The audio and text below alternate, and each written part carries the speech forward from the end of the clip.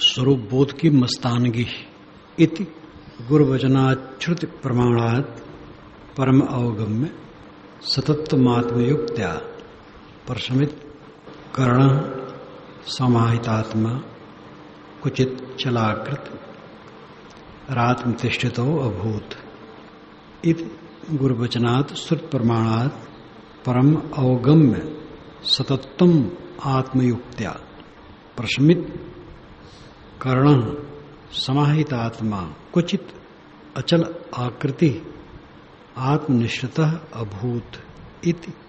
इस तरह से जो पीछे प्रवचन हुआ गुरु का आत्मज्ञान के विषय में, इसको सुन करके क्वचित कोई एक साधक शिष्य मुमुक्षु गुरुवचनात् श्रुति प्रमाणात् आत्मयुक्त्या परम सतत्वम अवगम्य, गुरु के वचन से और श्रुति के प्रमाण से। श्रुति का रूढ़ अर्थ है उपनिषदें, वेद, खास बात है अध्यात्म के लिए उपनिषदें। और श्रुति का व्यापक अर्थ होगा सदग्रंथ, कोई भी सदग्रंथ हो जो आत्मज्ञान परक हो। गुरुवचनात् श्रुति प्रमाणात् और आत्मयुक्त्या, उनकी युक्ति से, अपनी युक्ति से गुरु का वचन सुना, शास्त्रों को पढ़ा और अपने मन से, अपनी बुद्धि से भी तर्क लगाया। परम सतत्वम अवगम्य, परम सत्य का ज्ञान हुआ। अवगम्य नाम ज्ञान होना, परम सत्य निज स्वरूप है। प्रशमित अंतःकरण, प्रशमित कर्ण, प्रशमित नाम शांत, कर्ण नाम ज्ञान इंद्रियां। दो कर्ण है, एक अंतः एक बाह्य। अंतःकरण मन है, जिसको मन बुद्धि चित्त अहंकार चार नाम से क्रिया के भेद से कहते हैं। बाह्य कर्ण पांच हैं, आंख, नाक, कान, जीभ, चाम।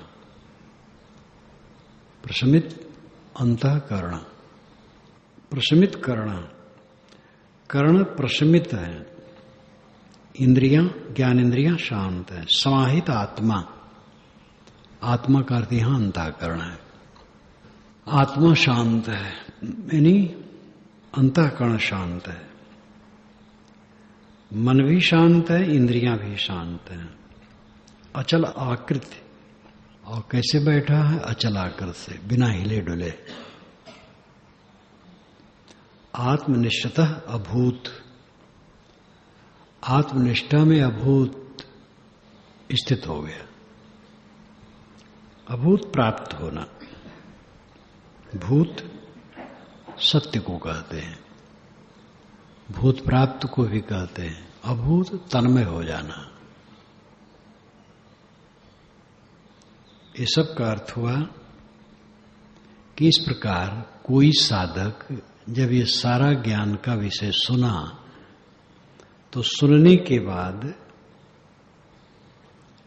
गुरु के वचन, सदग्रंथों के मनन और अपनी युक्ति से अपने स्वरूप को समझ लिया। इंद्रियां संयत हैं, मन शांत है, स्थिर आसन से बैठ गया और अपने स्वरूप में निमग्न हो गया, स्वरूप भाव में स्थित हो गया। इसमें खास बात है, खास तो सब है, लेकिन प्रशमित कर्ण और समाहित आत्मा, गुरुवचन की तो जरूरत है ही है, सदग्रंथ अध्ययन की जरूरत है ही है। अपनी युक्ति, अपनी बुद्धि का प्रयोग तो जरूरी ही है। इंद्रियां शांत हो, मन शांत हो, इंद्रियों में लंपटता ना हो। अगर ख्वाहिश है भोग की, तो आत्मज्ञान निरर्थक है। बाद विरत बिन ब्रह्म विचारू, ये गोस्वामी जी ने भी कहा, बाद विरत बिन ब्रह्म विचारू, वैराग के बिना ब्रह्म विचार बेकार है। इंद्रियों की भोग की लालसा है, क्या साधना करेगा? खाने पीने की अगर लालसा है, ये चीज खाऊं वो चीज खाऊं, क्या वैराग करेगा? क्या साधना करेगा? जो मिल जाए वो बहुत है। भूख लगने पर जो कुछ मिल जाए, शुद्ध सात्विक हो, बस वो बहुत है। पांचों पदार्थ है, पांचों पदार्थ कहते, 56 पकवान कहते हैं। खाने पीने की लालसा अगर है तो भी साधना संभव नहीं। रुपए पैसे की लालसा है, इतना मैं धरे रहूं, क्या साधना करेगा? कोई कामना नहीं, कोई तृष्णा नहीं। सोचो कब दुख होता है, जब कोई कामना रहती है। कामना न रहे तो दुख नहीं रहेगा। अहंकार और कामना ये जुड़वा है। एक ही सांप है जिसके दो पाल है, काला सर्प शरीर में खाइन सब जग जाए, बिरले तेजन बाचे हैं राम ही बचे विचार। एक काला सांप अहंकार कामना का सब घट में है और सबको खा रहा है। हमें कहाँ तकलीफ होती है? कोई कामना है, कोई अहंकार है। अहंकार पूरा मर जाए, कामना मर जाए, कोई कष्ट नहीं। साधक अपने अंतःकरण को देखे, वो जब दुखी हो तो विश्लेषण करे। यही स्वयुक्ति है, आत्मयुक्ति है। पुस्तक में तो पढ़े हैं और गुरु के वचन भी सुने हैं, लेकिन पुस्तक अलग रहती है।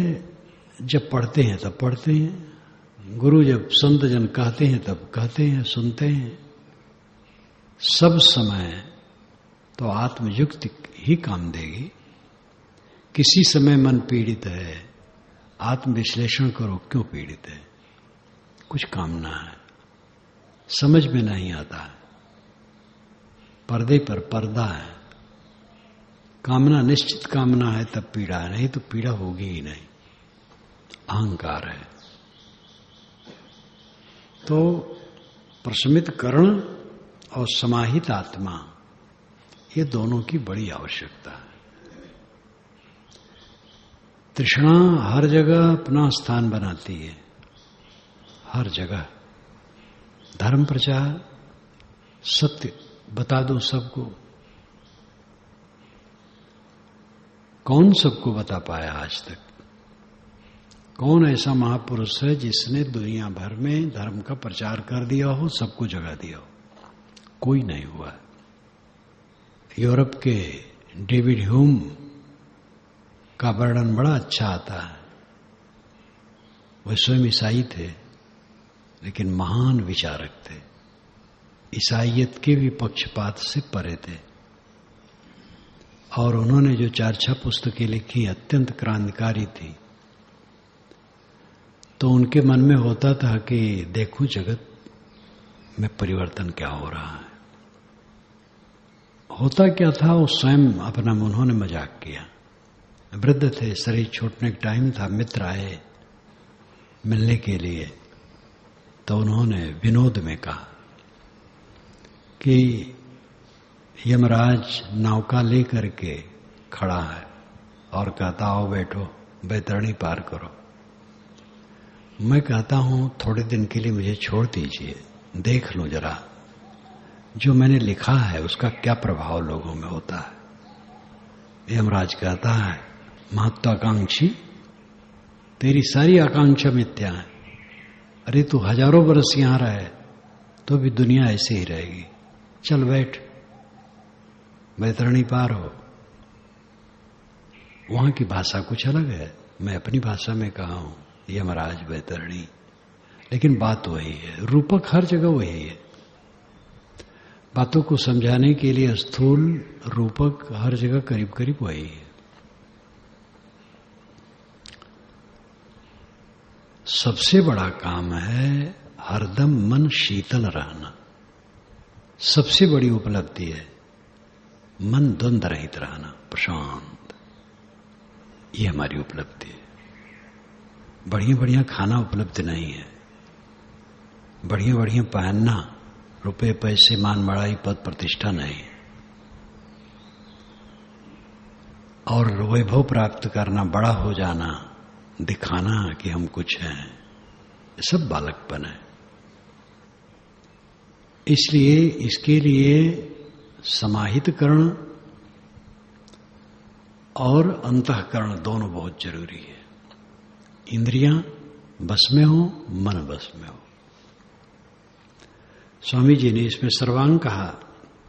इस प्रकार क्वचित कोई गुरु वचनात्, गुरु का वचन सुनकर, श्रुति प्रमाणात्, श्रुतियों शास्त्रों के प्रमाणों से और आत्मयुक्त्या अपनी विवेक बुद्धि से सततम परम अवगम्य, परम सततम अवगम्य, परम सत्य को जानकर प्रशमित करना, इंद्रियों को स्ववश कर, समाहित आत्मा अंतःकरण स्ववश कर, अचल आकृति स्थिर समाधि में बैठ गया।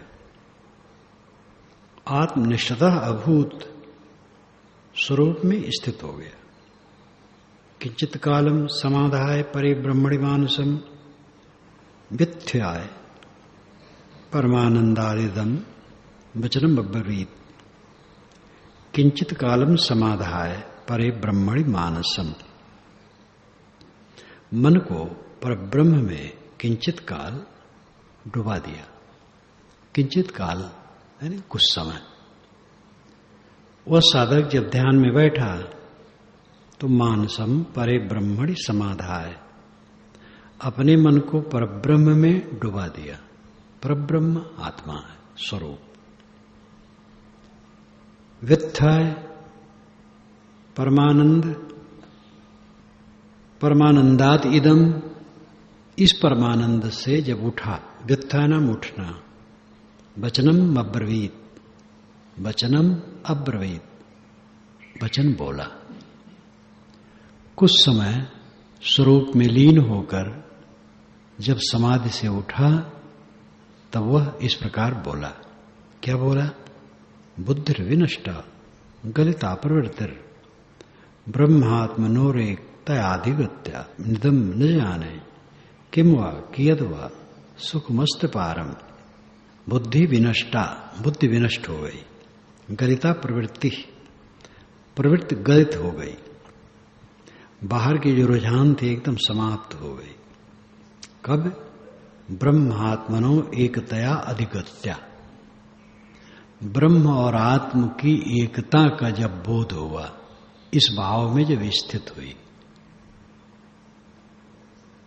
ब्रह्म अलग है, जीव अलग है, ये दोनों का समाधान स्वामी जी बराबर करते हैं। नहीं ये कहे पारक श्रद्धा में कहने की जरूरत नहीं, स्वरूप है बस। लेकिन समझाने के लिए यहां भी कहा जाता है जिस परमात्मा को आप खोज रहे हैं वो बाहर नहीं, वो स्वरूप ही है, आत्मा ही है। सांख्य दर्शन जीव ब्रह्म की एक तक चक्कर में पड़ता ही नहीं है। पुरुष है, असंग पुरुष है, प्रकृति से निवृत्त होकर अपने आप में स्थित है बस। जीव अलग ब्रह्म अलग माने बैठे हैं लोग, तो स्वामी जी इसको बारंबार घुमाते हैं।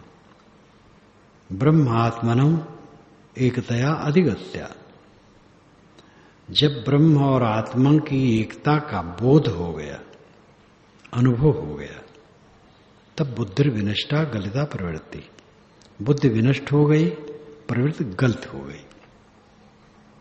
मेरी बुद्धि पूर्णतया विलीन हो गई, मैंने लिखा है, विनष्ट होना नहीं लिखा। विलीन होना है, वहां विनष्ट होना है। वैष्णव तो यही कहेंगे, बुद्धि तो विनष्ट हुई ही शंकराचार्य की। जो स्वयं ब्रह्म माने तो विनष्ट तो हो ही गई। हरिद्वार कुंभ मेले में था तो अयोध्या के एक महंत प्रवक्ता, रामायणी बर्बर शास्त्री हैं, तेज तर्रार हैं, तो मेरे मित्र हैं, जब वो देखे मेरा बैनर तो आ गए मेरे पास। एक साधु भी उनके साथ थे। मैंने स्वागत किया, बैठाया। एकादशी का दिन था। कहे महाराज जलपान? कहे हाँ आज तो एकादशी, हम के तो फल मीठा तो खाएंगे? कहे हाँ। तो लाया तो खाए पिए। कहे आ रहा था एक पंडाल में, ब्रह्मज्ञानियों का पंडाल, बैठ गए थोड़ा, तो वहां सब ब्रह्म ही ब्रह्म है। तो हम लोग कहे चलो भैया यहाँ तो सब ब्रह्म है। ये बहुत अशुभ मानते हैं वो लोग। जीव ब्रह्म एक है, जीव की ब्रह्म समान है।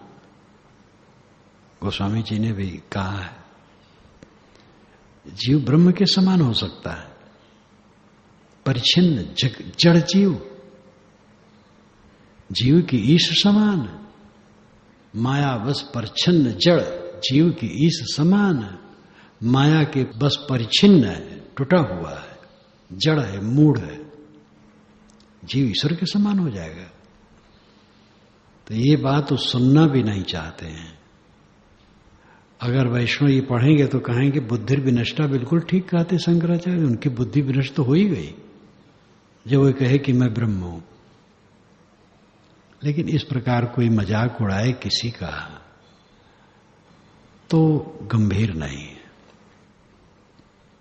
जैसे एक वैष्णव ने कणाद का मजाक उड़ाया कि कणाद का मोक्ष तो मैं नहीं चाहूंगा, वृंदावन के जंगल में सियार बन करके रहना चाहूंगा।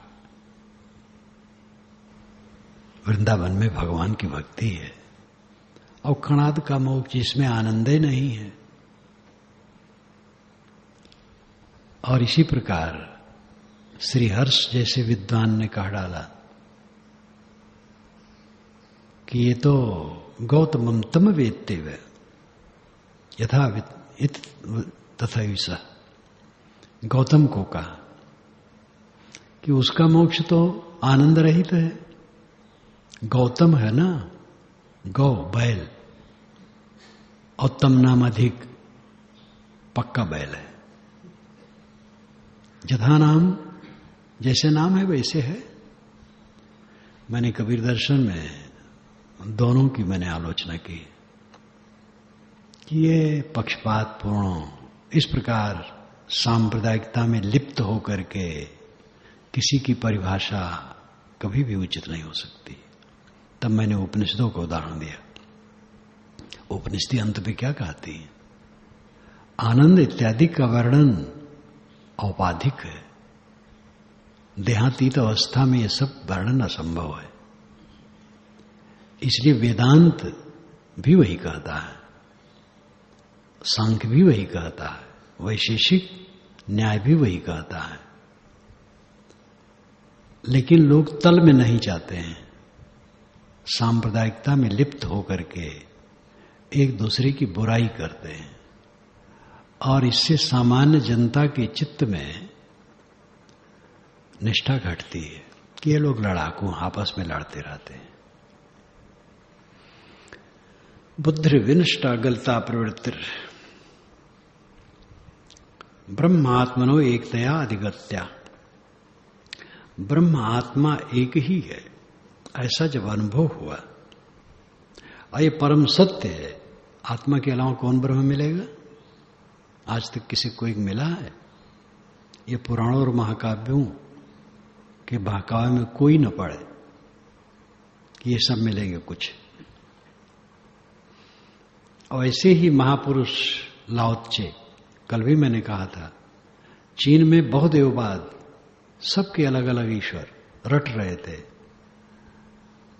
लाओ त्से ने कहा ताओ वही मूल है, नियम मूल है। व्यक्ति की कल्पना उसने नहीं की। व्यक्ति कोई नहीं है जो तुम्हें कुछ दे, नियम है, नियम का पालन करो, उसके निकट हो, ताओ के निकट हो, नियम के निकट हो। तो बारंबार नियम के निकट होने के ही कहते हैं। कुछ न चाहो, पीछे हटो, निर्मानी बन जाओ, सबसे पीछे और नीचे चले जाओ। लोग जहां जूता उतारते हैं वहां खड़े हो जाओ। कौन वहां से हटाएगा? आगे बैठोगे तो हाथ पकड़ करके हटा सकते हैं कि पीछे जाओ, आगे क्यों बैठ गए? जूता जहां लोग उतारते वहां खड़े हो जाओ, कौन रोकेगा, कौन अपमान करेगा। तो ईश्वर ईश्वर पुकारना, देवता देवता पुकारना परमार्थ नहीं है। कामना अहंकार छोड़ करके विनयी हो जाओ, अंतर्मुख हो जाओ। ब्रह्म और आत्मा की एकता का अनुभव होने पर बुद्धि विलीन हो गई, प्रवृत्तियां शांत हो गई। इदम न जाने अपि अनिदम न जाने किम वा कियद वा सुखमस्त पारम। ये जो सुख है अपार है। जब सारी तृष्णा शांत हो गई, सारी इच्छाएं शांत हो गई और कुछ खोजने की इच्छा नहीं रही, न ब्रह्म, न मोक्ष, न परमात्मा, न सुख। जो मेरा अस्तित्व वही सब कुछ है, वही ब्रह्म है, वही परमात्मा, वही सुख है, सब कुछ वही है। तृष्णा छूट गई, अपने आप में मग्न हो गया। तो सुखम अस्ति अपारम, अपारम सुखम अस्ति, अपार सुख है वह। उस अवस्था में पहुंच करके इदम न जाने अपि अनिदम न जाने, न इदम जानता हूं न अनिदम जानता हूं। इदम यह, अनिदम वह, यह प्रत्यक्ष वह परोक्ष। क्योंकि ब्रह्मात्मनो एकतया अधिगत्या, ब्रह्म और आत्मा एक ही है, ये अनुभव में आ गया अपरोक्ष में। तो जब अपरोक्ष में आ गया तो प्रत्यक्ष और परोक्ष दोनों हट गए। तीनों का इसमें वर्णन है, शब्द ये नहीं है, बात यही है। प्रत्यक्ष, परोक्ष, अपरोक्ष। इदम प्रत्यक्ष है, इदम का अर्थ होता यह, अनिदम का अर्थ होता वह। यह प्रत्यक्ष है, वह परोक्ष है। और ब्रह्म आत्मनो एकतया अधिगत्या, ब्रह्म और आत्मा एक ही है, ये अनुभव, ये अपरोक्ष है। जब अपरोक्ष स्वरूप में स्थित हो गया तो इदम न जाने अनिदम न जाने, न मैं यह जानता हूं न वह जानता हूं, मैं तो स्वयं में हूं। ये सुखम अस्ति अपारम, ये सुख अपार है। किम वा कियत वा, किम क्या, कियत कितना, ये कैसे कहा जाए। वो सुख क्या है परिभाषा नहीं दी जा सकती है। कियत कितना है ये भी नहीं कहा जा सकता है। गोगे गुड़ साहब ने कहा है, गूंगे केरी सरकरा खाए हो मुस्काए। वो कहा नहीं जा सकता है, उसका अनुभव हो सकता है। कल ताओ ते चिंग की व्याख्या में एक बात आई, उत्तम पुरुष चलता है तो उसके रास्ते का पद चिन्ह नहीं पड़ता है। तो उसकी व्याख्या मैंने लिखा, उत उत्तर उत्तम, तीन श्रेणियां हैं। उत श्रेष्ठ, उत्तर श्रेष्ठतर, उत्तम श्रेष्ठतम। उत हैं जो चोरी हत्या व्यभिचार से रहित हैं, सदाचारी हैं, आहार विहार शुद्ध है, ये उत हैं, श्रेष्ठ हैं। इनका पद चिन्ह पड़ता है, इनको कोई देख सकता है। ऐसे चलना चाहिए। चोरी नहीं करते हैं, व्यभिचार नहीं करते हैं, हत्या नहीं करते हैं, अशुद्ध भोजन नहीं करते हैं, साफ सफाई से रहते हैं, ये सब देखने में आता है। तो इसका अनुकरण संभव है। उत्तर श्रेष्ठतर हैं जो शील, क्षमा, दया, वैराग, ज्ञान, भक्ति इस पथ पर चलते और ऊपर उठ गए। ये भी देखने में आता है। किसी ने उनको गाली दी और उन्होंने क्षमा कर दिया, कुछ नहीं कहे, देखने में आता है, अनुकरण किया जा सकता है। देखते हैं कि किसी चीज में खाने पीने लेने देने में कहीं तृष्णा नहीं है, तो इसका भी अनुकरण संभव है। लेकिन जो उत्तम है, उच्चतम है, वो क्या दशा है? आत्मलीनता, वृत्तिलीनता, निर्विकल्प दशा, तृष्णा रहित दशा, वो अगम्य है दूसरे के लिए। कोई व्यक्ति है वो तृष्णाहीन है, आप क्या जाने, उसका मन निर्विकल्प है, आप क्या जाने। आपका मन तो कल्पना डूबा रहता है, दाई जाने अपनी नाई, एवं क्षेत्र में कहावत है। जो ज्ञानी कहते हैं वो देहाती भी कहते हैं, और सत्य सबका स्वरूप है, इसलिए सत्य से कोई बिल्कुल अलग नहीं है, बस जगना जगाना चाहिए। तो जिसका मन ठहरता ही नहीं है वो कैसे समझे कि कोई ऐसा होता है जिसका मन चलता ही नहीं है, जब वो चलावे तब चलता है, तो वो चीज अगम्य है, उसका पदचिन्ह नहीं पड़ता है। उत्तम पुरुष जब चलते हैं तो उसका पदचिन्ह नहीं पड़ता है। उत्तम पुरुष जीवन मुक्त है, गुणातीत है, तो उसकी वो रहनी जो बोध की है वो दूसरा कैसे जाना है। बाहर के सद्गुणों को तो जाना, लेकिन वो अवस्था को नहीं जान सकता। और यही कारण है कि ऐसे कृतार्थात्मक गाली पाए हैं, और अच्छी लोगों द्वारा गाली पाए, ज्ञानियों द्वारा गाली पाए। लाओत्से अपने क्षेत्र में कम गाली नहीं पाए हैं। तो प्रकृति है, दुनिया की दशा है ये। मैंने अपने सामने देखा श्री विशाल साहब को, मैं तो उसमें 2 जगह लिखा हूं। लखनऊ क्षेत्र के लाओत्से श्री विशाल साहब उदाहरण दिया, कल भी एक उदाहरण दिया हूं। कृतार्थात्मा थे, लेकिन ज्ञानी कहलाने वाले भी उनको गाली दिए, और ऐसे भी गाली दिए जो उनके साथ में रहने वाले थे, सेवा करने वालों में भी गाली दी। अंत में वो दुखी हुए, पछताए। बुद्ध को गाली देने वाले बुद्ध के पास में रहने वाले भी हुए।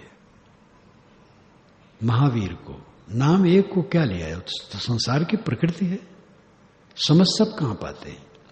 इसलिए पंचिक खोज मीन को मारक कहें कबीर दो भारी, अपरंपार पार पुरुषोत्तम मूर्त की बलिहारी। ये मैंने उदाहरण दिया वहां, और महाभारत का भी दिया। वो पंक्षी का खोज और मीन का मार्ग। मछली पानी में चलती तो रास्ता नहीं बनता है, पक्षी आकाश में उड़ता है तो रास्ता नहीं बनता है। इसी प्रकार जीवन मुक्त का कोई रास्ता नहीं बनता है, सदाचारी का रास्ता बनता है, सद्गुणी का रास्ता बनता है, जीवन मुक्त का रास्ता नहीं बनता है। तो इदम न जाने अनिदम न जाने, न मैं इसको जानता हूं न उसको जानता हूं, मैं तो अपरोक्ष स्थित में हूं। वाचा वक्तुम शक्यमेव मनसा मंतुम नवा शक्यते, स्वानंदामृत पूर्व पूरित परब्रह्माम्बुधे वैभवम अम्भोरास विशीर्ण वार्षिक शिलाभावम भजन में मनो, यस्यांशांश लवे विलीन मधुना नंदात्मना निर्वृतम, स्व आनंद अमृत पूर्व पूरित परब्रह्म अम्बुधे वैभवम। 20 की पंक्ति लो। स्व आनंद अमृत पूर्व पूरित परब्रह्म अम्बुधे वैभवम। स्वानंद अपना आनंद, अमृत पूर्व बाढ़। पूर्व संस्कृत शब्द है बाढ़ के लिए, जो छत्तीसगढ़ में सामान्य गांव वाले भी कहते हैं पूर्व। पूर्व यहां नहीं कहते, बाढ़ कहते हैं। ये भी आश्चर्य है, जहां संस्कृत के पंडित भरे हैं आज भी, वहां सब बाढ़ कहते, पूर्व नहीं कहते। और छत्तीसगढ़ में जहां पंडित ही नहीं है, जो हैं भी बेचारे वो बहुत साधारण, वहां पूर्व शब्द कहते जो शुद्ध संस्कृत है। पूर्व नाम बाढ़, पूरित नाम परिपूर्ण, बाढ़ से परिपूर्ण। पूर्व पूरित परब्रह्म अम्बुदे, परब्रह्म जो परम तत्व है आत्मा, अम्बुदे जल, वैभवम अम्बुदे जल सागर का वैभव, आत्मानंद के बाढ़ का, ब्रह्मानंद का सागर है, उसका वाचा वक्तुम अशक्यम, वचन उसको नहीं कह सकता है, असंभव है। मनसा मंतुम नावा शक्यते, मन से उसका मनन भी मुश्किल है। न तो विचार कर सकते हैं न कह सकते हैं, वो अनुभव का विषय है। तृष्णा शांत हो गई, शांत हो जाओ बस। दूसरे को बता दो, विश्वास करेगा, काम करेगा, करते करते उसको भी हो जाएगा, क्योंकि जो तुम हो वही वो है। नहीं करेगा तो नहीं होगा। वाणी से समझाना चाहो, लड़ करके कोई नहीं समझा पाया है। अंभोराश विशीर्ण वार्षिक शिलाभावम, अंब राश विशीर्ण वार्षिक शिलाभावम, जलराशि, अंबराश जलराशि, विशीर्ण विलीन हो जाना, वार्षिक वर्षाकालिक, शिला ओला, भावम की तरह। जैसे पानी के जल की राशि में वर्षाकालिक ओला गिर करके गल जाता है। भजन में मना जस अंशांश लवे विलीनम अधुना आनंद आत्मना निवृत्तिम। अधुना अभी जो आनंद आत्मना, आत्मा का आनंद है, इसके यस्य इसके अंशांश लवे, एक अंश के भी थोड़े टुकड़े में, भजन में मना मेरा मन भजन गलकर विलीनम विलीन हो गया और निर्वृत्तम मैं शांत हो गया हूं। जो ब्रह्मानंद का पूरित वैभव है, आत्मानंद का, आत्म संतोष का, आत्म तृप्ति का, जो बाढ़ से परिपूर्ण आनंद है, वाणी उसको कथन नहीं कर सकती, मन उसका आकार नहीं कर सकता। जैसे वर्षाकालिक ओला समुद्र में गिरा और गल गया, उसकी सत्ता ही नहीं रह गई, वैसे इस आत्मानंद, इस परम संतोष रूपी सागर में मेरा मन गल के विलीन हो गया और मैं निवृत्त हो गया, संसार से छूट गया, क्लेश रहित हो गया। ये सारी बातें अनुमान नहीं है, कल्पना नहीं है, कोई मन का नक्शा नहीं है, ये सारी बातें तथ्य हैं। बुद्धि से आदमी इसको समझ सकता है और साधना द्वारा जब इसमें डूबेगा तब इसका साक्षात्कार हो जाएगा, इसमें कोई संदेह नहीं है। भाषा का, शब्द का थोड़ा थोड़ा फर्क है। पारक सिद्धांत, वेदांत, सांख्य, न्याय, वैशेषिक, इन सब में भाषा का थोड़ा थोड़ा फर्क है, बात वही है। सिद्धांत तो जहां है वो अलग बात है, उसको तो पार की काट ही देते हैं।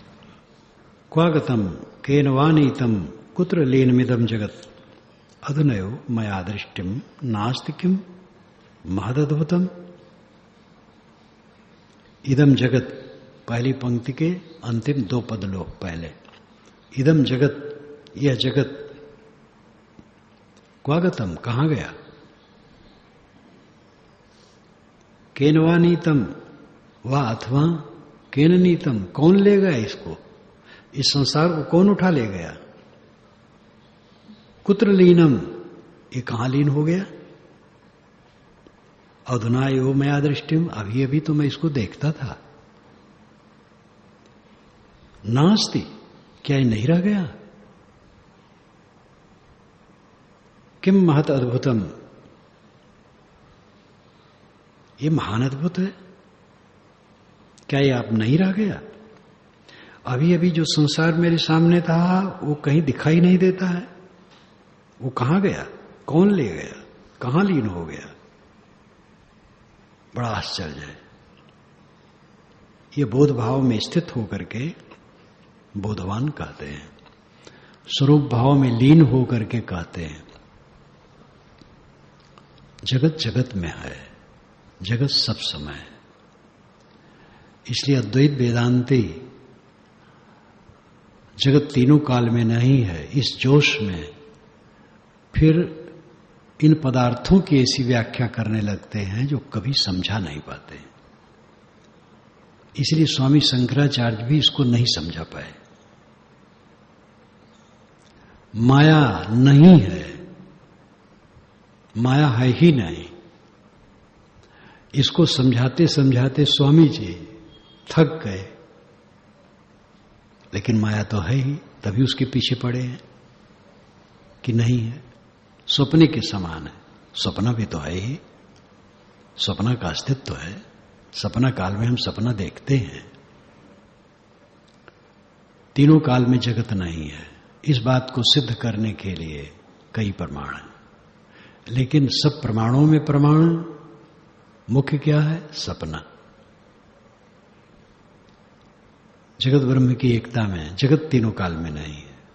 घट और मृतका, मृतका से घट बन गया, घट टूट गया, मृतका।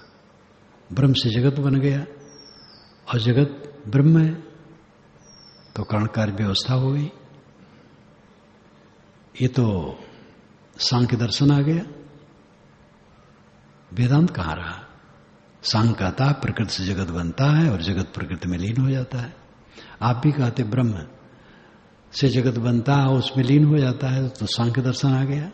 वेदांत तो नहीं रहा आपका, आपका ब्रह्म विकारी हो गया। प्रकृति विकारी, आपका ब्रह्म विकारी।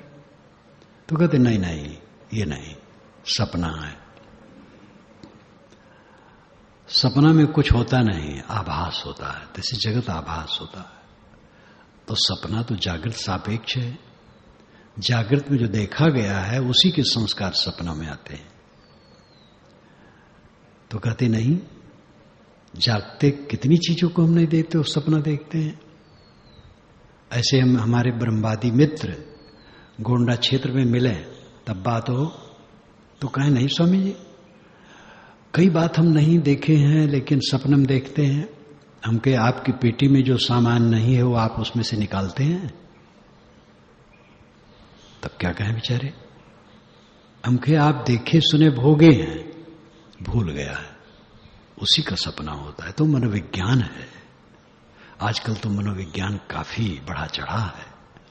वो कभी नहीं मान सकता है कि जिसको हमने देखा ना हो, सुना ना हो, भोगा ना हो, उसका सपना हो जाए। हाँ, वो विकृत रूप में आता है। हवाई जहाज उड़ते देखते हैं, सपनम स्वयं उड़ने लगते हैं, तो विकृत रूप में आता है। बृहदारण्यकोपनिषद में आता है कि स्वप्न जागृत देश ही है। ईमानदारी से वहां कहा गया है। उपनिषदों में छल नहीं है, भावुकता है। ये तो स्वामी शंकर भी स्वीकारते हैं। श्रुतियों के सैकड़ों वचन परस्पर विरुद्ध हैं,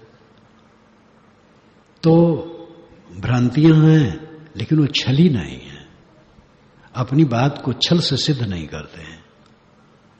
ये विशेषता उपनिषदों में भी है और वेदों में तो है ही है। वेदों में जो कहना है सीधे कहते हैं। हमारा दुश्मन यज्ञ कर रहा है हमारे विनाश के लिए, अय देवता उसके यहां न जाओ। देवता पधारते हैं, आवाहन किया जाता है, तो वे उसको आवाहन में ही कहते उसके यहां न जाओ, हमारा दुश्मन मर जाए। वो ढोंग नहीं करते मैं बड़ा दयालु हूं, दुश्मन को नहीं मारना चाहता हूं, मन ही मन में सोचते हैं मर जाए, ऐसा वो नहीं। हाय मन में तो कहते हैं, बड़े ईमानदार हैं वेद के ऋषि। तो बृहदारण्यकोपनिषद के ऋषि कहते हैं स्वप्न जागृत देश ही है। तो गीता प्रेस वाले जब इसका भाष्य किए तो कोष्टक में लिखे ऐसी बात नहीं है। उपनिषद के ऋषियों से अपनी बुद्धि ऊपर कर लिए। वो शंकर भाष्य में जहां है वहां पर किए, ऐसी बात नहीं है। ऐसी बात ही है, स्वप्न जागृत देश ही है। यानी जागृत देश के संस्कार सपने में आते हैं। तो सपना के समान जगत है, स्वप्न जागृत सापेक्ष है। जागृत न हो स्वप्न होगा ही नहीं। स्वप्न में जैसे यहां पर हम बैठे हैं, बीजक मंदिर में प्रातः का समय है, ध्यान के बाद ये सत्संग चल रहा है, इसमें बहुत से लोग बैठे हैं, एक समान सबको ये अनुभव हो रहा है। लेकिन अभी यहां हम सब सो जाएं तो सबके सपने अलग होंगे। तो ये सपना नहीं है, ये जागृत देश है। ये भी स्वप्नवत है, ये बोध वैराग के लिए कहा जाता है। अभी उठ जाएंगे, खो जाएगा, इस दृष्टि से स्वप्नवत है, न कि स्वप्न है। जगत स्वप्न नहीं है, स्वप्नवत है, खो जाता है। जगत भी सदा रहता है, हमारी अस्मृत खो जाती, गाढ़ी नींद में जाती, इसका पता नहीं रहता है। जगत स्वप्न है और जगत स्वप्नवत है, ये दोनों का अलग अलग अर्थ है। और स्वप्नवत भी, वो भी एक मर्यादा से है। इसलिए शब्दों को पकड़ करके भटकने वाला कभी भी सही बोध नहीं पा सकता। स्वामी शंकराचार्य का जड़ चेतन मिलाऊ अद्वैतवाद ये कभी कोई समझ नहीं पाया है और न समझा पाया है। लेकिन यहां पर यह बात तो स्वरूप लीनता की है, मस्तानगी है, और ऐसा भाव लाने से शांति मिलती है। इसलिए मैंने इसका संग्रह किया। इसमें से बहुत श्लोक मैंने छोड़ दिया है, क्योंकि वो समझा नहीं जा सकता है विचार से। समझाया तो जा सकता उनके सिद्धांत के अनुसार, लेकिन उसमें तथ्य नहीं रहेगा। इसका संग्रह किया। क्वागतम केनवानीतम कुत्र लीनमिदम जगत। यह जगत कहाँ गया, कौन ले गया, कहाँ लीन हो गया। अभी अभी मैं इसको देखता था और ये कहाँ चला गया, क्या ये नहीं है? बड़ा आश्चर्य है। न किंचित अत्र पश्याम न शृणोमि न वेदम में हम स्वात्मनैव सदा आनंद रूपेणास्म विलक्षणा। न किंचित अत्र पश्याम, मैं यहां कुछ नहीं देखता हूं, न शृणोम न सुनता हूं, न वेदम अहम न मैं कुछ जानता हूं। स्व आत्मना एव सदा आनंद रूपेण अस्मि विलक्षणा। मैं तो विलक्षण हूं ये सबसे। स्व आत्मा एव, मैं अपना आत्मा स्वरूप हूं, सदा आनंद रूप हूं। इसलिए न मैं कुछ यहां देखता हूं, न सुनता हूं, न जानता हूं। मैं कुछ देखता सुनता जानता नहीं। मैं शुद्ध स्वरूप, मंगलमय, आनंदमय, ज्ञान स्वरूप, विलक्षण। विलक्षण, विलक्षण सापेक्ष शब्द है। किसी के लक्षण से भिन्नत्व सिद्ध करने के लिए विलक्षण शब्द कहा जाता है। प्रकृति है जो विकृत स्वरूप है, उससे विलक्षण आत्मा अकृत है, निर्विकार है, तब तो विलक्षण है। पारख बिना विनाश है, कर विचार हो भिन्न, साहब कहते हैं। पारख के बिना तुम्हारा विनाश है, इसलिए विचार करके भिन्न हो जाओ। तो भिन्न होने मतलब क्या है? कुछ है जिससे भिन्न होना है। तो स्वामी जी भी घूम करके वो कहते ही हैं, कहाँ जाएंगे? विलक्षण, मैं तो विलक्षण हूं, प्रकृति से विलक्षण हूं, स्वयं हूं, सदा आनंद स्वरूप हूं। इसलिए मैं न कुछ यहां देखता हूं, न सुनता हूं, न जानता हूं। उपनिषद में ये बात सनत कुमार ने नारद को समझाते हुए छांदोग्य उपनिषद में कहा है, यत्र न पश्यति न शृणोति न विजानाति स भूमा। जहां पर देखता नहीं, सुनता नहीं, जानता नहीं, वो भूमा है। यो वही भूमा तो सुखे नाल्पे सुखमस्ति भूमयु सुखम। अल्प में सुख नहीं है, भूमा में सुख है। भूमा महान, श्रेष्ठ, ये आत्मा भूमा है। आत्मा में स्थित होने में सुख है और कहीं सुख नहीं, क्योंकि सब अल्प है, मिला और छुटा, मिला और छुटा। लेकिन आत्मा मिलता छुटता नहीं है, नित्य है, इसलिए भूमा है। जब देखना, सुनना, जानना बंद हो जाए तब भूमा का अनुभव है। देखो मत, सुनो मत, जानो मत, अपने आप में लीन। नमो नमस्ते गुरुवे महात्मने विमुक्त संगाय सदुत्तमाय नित्याद्वयानंद रसस्वरूपिणे भूमने सदा पार दयाम्बुधामने। विमुक्त संगाय, हे सदगुरु आप कैसे हैं? विमुक्त संगाय, आसक्ति से रहित है। संग नाम आसक्ति, संग का अर्थ होता है साथ, इसका लाक्षणिक अर्थ है आसक्ति। विमुक्त संगाय, आसक्ति से रहित। सद उत्तमाय, सद साधुओं में उत्तम। साधु साधु सब ही बड़े, अपनी अपनी ठौर। शब्द विवेकी पारखी ते माथे के मौर। ये रामराज साहब ने कहा। साधु साधु सब बड़े हैं। कबीर साहब ने कहा, खड़ दर्शन जो पूजे ही ताकर मता आगाध। गुरु को पूजे गुरुमुखी, बाना पूजे साध। खड़ दर्शन जो पूजे ही ताकर मता आगाध। गुरुमुख अपने गुरु को पूजता है, बाना पूजे साध, और साधु सब भेषधारी को पूजते हैं। और खड़ दर्शन जो पूजे ही ताकर मता आगाध। खड़ दर्शन में मुस्लिम फकीर, ईसाई फकीर, जैन, बौद्ध सब हैं। सबको जो पूछता है उसका मत अगाध है। तो श्री रामराज साहब कहते, साधु साधु सब ही बड़े, अपनी अपनी ठौर। लेकिन शब्द विवेकी पारखी ते माथे के मौर। जो शब्दों की विवेकी और पारखी हैं, परख करके सत्य ग्रहण करते हैं, वे सिर मुकुट है।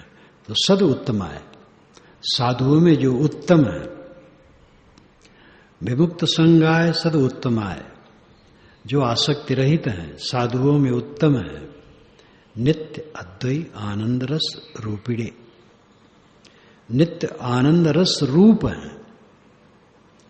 अद्वै आनंद, केवल आनंद, असंगता का आनंद, आत्म तृप्ति के संतोष में जो पूर्ण है। भूमने, महान है।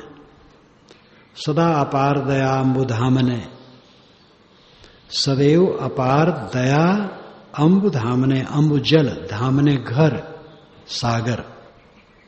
सदैव अपार दया के सागर हैं। महात्मने, ऐसे महात्मा गुरुवे, गुरुदेव ते तुम्हें, आपको नमः नमः, नमस्ते नमस्ते, नमहते नमहते पदच्छेद में होगा। नमस्ते नमस्ते का पदच्छेद होगा नमहते नमहते। ते नाम तुम्हें नमस्कार है। संस्कृत में तू है, आप नहीं है, लेकिन इसी तू को आप कहा जाता है। जैसे इंग्लिश में यू, वैसे संस्कृत में ते। यू भी है, यूयम यूयम, वयम वयम, तुम मैं। तो नमो नमस्ते यानी आपको नमस्कार है। जो आसक्ति रहित हैं, साधुओं में उत्तम है, नित्य आत्म तृप्त हैं, महान हैं और अपार दया के सागर हैं। ऐसे महात्मा गुरुदेव मैं आपको नमस्कार करता हूं, क्योंकि आपकी कृपा से ही यह पद मिला है, नहीं तो कहां मिलता। यत कटाक्ष सस्सांद्र चंद्रिका पात धूत भवतापज श्रमा प्राप्तवान हम अखंड वैभवानंद महात्म पद मचयम क्षणात्। यत कटाक्ष सस्सांद्र चंद्रिका पात धूत भवतापज श्रम प्राप्तवान अहम अखंड वैभवम आनंदम आत्म पदम अक्षयम क्षणात्। यत जिनके, कटाक्ष, कटाक्ष नाम तिरछी आंख, कटाक्ष तिरछी आंख, ये प्रयोग किया जाता है संत गुरु के लिए भी। शाब्दिक अर्थ हुआ कृपा कटाक्ष रूपी। शशि शांद्र चंद्रिका, शशि चंद्रमा, शांद्र सघन, चंद्रिका चांदनी। पात गिरने पर धूत दूर हो जाता है। भवतापज संसार के ताप से उत्पन्न श्रम पीड़ा। जिनके कृपा कटाक्ष रूपी पूर्ण चंद्रमा की चंद्रिका पड़ने पर संसार से उत्पन्न ये मानसिक पीड़ा शांत हो जाती है। प्राप्तवान अहम अखंड वैभव आनंदम, और उसी से अखंड आनंद वैभव की प्राप्ति होती है। मैंने पा लिया है सब।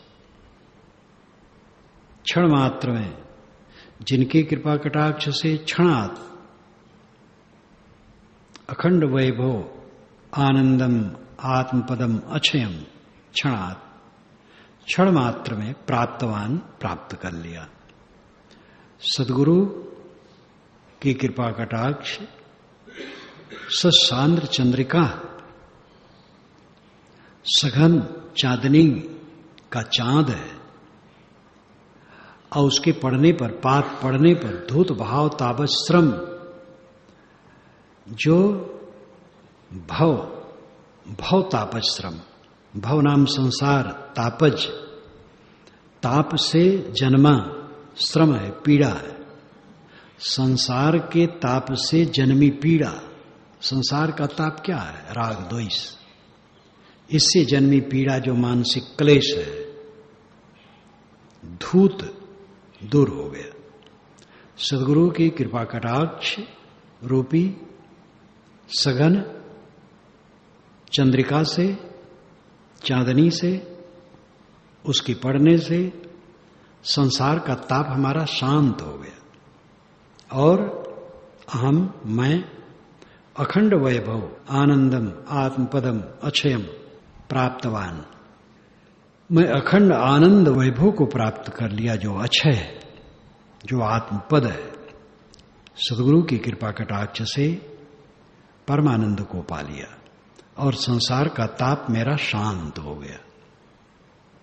धन्योहम कृतकृतोहम विमुक्तोहम भोग्रहात्, नित्यानंद स्वरूपोहम पूर्णोहम तदनुग्रहात्। धन्योहम, मैं धन्य हूं। कृतकृत्योहम, मैं कृतकृत्य हूं। कृतकृत्य, कृत जो करना चाहिए, कृत्य जो कर लिया। कृत कृत्य, कृत करने योग्य और कृत्य कर लिया, करने योग को कर लिया। करने योग क्या था? परम तृप्ति, परमानंद। और कुछ रहेगा? ये मिट्टी का पिंड जो सब बैठा है, आजकल में गलते गलते सब पता नहीं लगेगा। 50 वर्षों में जब मैं पहली बार सालपुर गया, जो अयोध्या से उत्तर है आश्रम में, उस समय उत्तर प्रदेश का समृद्ध आश्रम था। जब श्री रामविलास साहब कबीर चौरा के पधारे तो रगड़गंज से वहां तक जुलूस लंबा निकला और दरवाजे पर दोनों तरफ नगाड़ा बजता था। नागेश्वर बकत सिंह तालुकेदार वहां के भक्त थे और रामफल साहब वहां के गुरु थे, बहुत अच्छे संत थे। वहां का ऐश्वर्य 67 होगा, 67। जब वहां गया तो चित्र ग्रुपिंग दिखाए तो पीछे का वो भी चित्र पीछे का था, लेकिन उसमें 2 व्यक्ति जीवित थे और कोई जीवित नहीं था। अब वो उसमें कोई नहीं है। ये सब माटी के खिलौने सब गल के बह जाएंगे। परम उपलब्धि, परम शांति। धन्य हूं हम, मैं धन्य हूं। कृतकृत्यो हम, जो करना चाहिए कर लिया। जब एक बहुत बड़े लेखक से एक मेरे शिष्य ने पूछा, अच्छा महाराज, आपको अपने विषय में कैसे लगता है? कबीर पर भी उन्होंने खूब लिखा है। तो वो 1 मिनट चुप रहे। उन्होंने कहा जो करना चाहिए वो नहीं किया। ये पीड़ा उनको रही, और यही पीड़ा एक दूसरे विद्वान को थी, जो भारत प्रसिद्ध विद्वान है कबीर पर। तो मन शीतल नहीं हुआ, आत्मतृप्त नहीं हुआ, क्लेश रहित नहीं हुआ, और यह दशा निरंतर नहीं हुई तो क्या पाया जीवन में? हमारे अहंकार के कारण, कामना के कारण ये नहीं मिलता और कुछ नहीं। कोई दूसरा रोड़ा नहीं है, हमारा अहंकार, हमारी कामना हमें भटकाती है। भ्रम। विमुक्तो हम, मैं विमुक्त हूं। किससे? भवग्रहात, संसार के मगर से मैं मुक्त हो गया। संसार रूपी मगरमच्छ ने मुझे पकड़ लिया था, गुरु की कृपा से उसके मुंह से निकल गया। ये सांसारिकता ग्रह है। नित्य आनंद स्वरूपो हम, मैं नित्य आनंद स्वरूप हूं। पूर्णो हम, पूर्ण हूं। तद अनुग्रहात, उन गुरुदेव की कृपा से सब है। मैं तो स्वयं सोचता हूं गुरुदेव न मिले होते कहां ये पद मिला होता, पता नहीं कहां घिन्नी घसता। दुख के सिवा कहीं कुछ नहीं है। मेरे लिए लोग कल्पना करते आप मंत्री होते, क्योंकि जहां मैं था राजनीति थी और प्रसिद्धि थी। मेरी शुरुआत भी कर दिए थे, लेकिन उस समय मुझे उत्कट वैराग था, कुछ नहीं करता था। तो और नरक होता। देखने में लगता है राजनीति कि मंत्री हो गए, नरक है। और कुछ होना ही नरक है, स्वरूप स्थित होना ही उच्च है। इसलिए गुरुदेव न मिले होते तो ये दशा कहां आती। तो शिष्य कहता है, उन गुरुदेव की कृपा से मैं धन्य हूं, कृतकृत्य हूं। संसार मगरमच्छ के मुख से मुक्त हूं, नित्य आनंद स्वरूप हूं और पूर्ण संतुष्ट हूं।